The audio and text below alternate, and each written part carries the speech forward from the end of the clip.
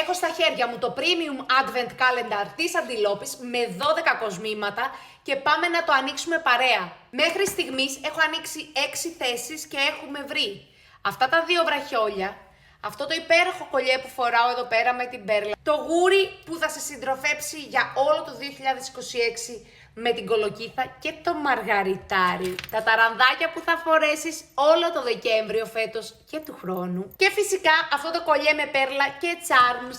Πάμε τώρα να ανοίξουμε άλλες 3 θέσεις για να δούμε τι μας επιφυλάσσει αυτό το Premium Advent Calendar.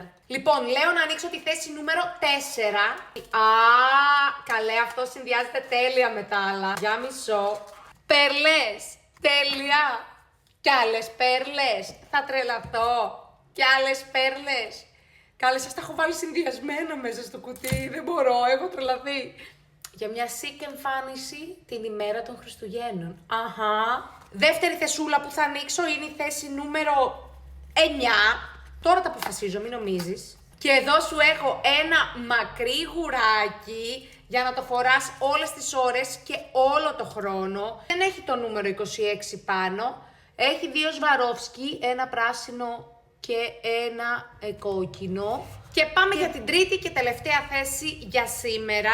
Θα ανοίξω τη θέση νούμερο 10 και ανυπομονώ να δω τι έχω βάλει εδώ πέρα. Παιδιά, δεν τα θυμάμαι κι εγώ τι έχω βάλει.